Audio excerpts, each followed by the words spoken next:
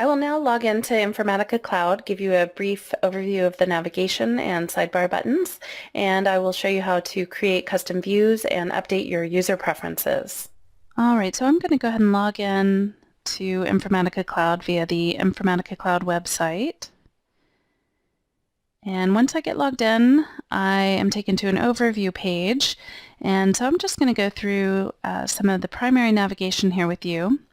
So the Task Wizards tab is where you will create all types of tasks. So you'll spend quite a bit of time on this tab.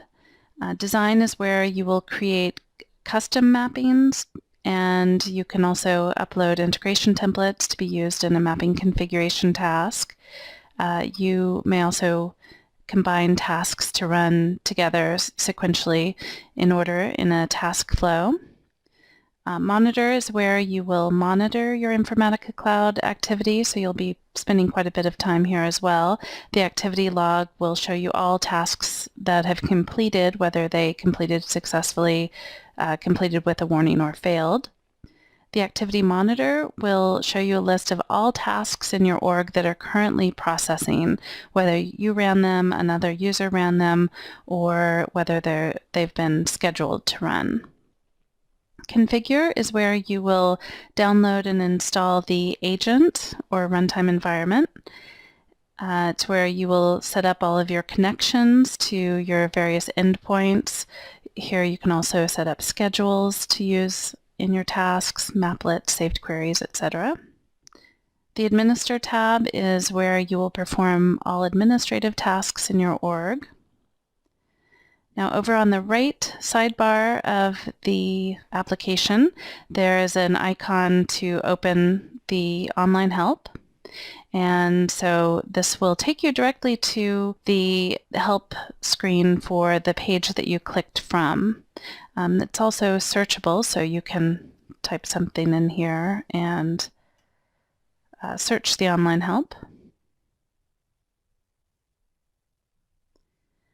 The next tab on the sidebar is to submit a support request ticket, and you would select the priority, enter an abstract and description. Note that you don't need to enter any contact information or your org ID, because that will be sent automatically along with the support ticket if you submit it from the sidebar. The next icon will take you out in a new tab to the community site, the Cloud Community site. And here you can access documentation as well as searching the community for questions that other users have submitted.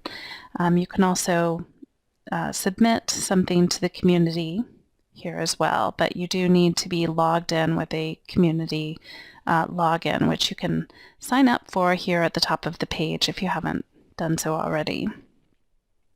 The next icon, back to Cloud here, is a link to the Marketplace. And this is where you can review all documentation for the various add-on connectors. It's also where you can review and download any bundles or templates to be incorporated into your org.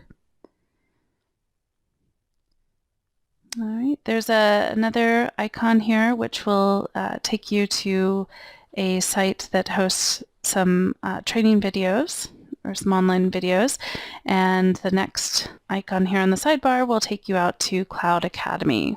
If you click on your username in the upper right corner of the application, this will take you to your user details and preferences. And a couple of things to point out here. You can set your time zone, and it's important that you have your time zone set up correctly when you start using Informatica Cloud.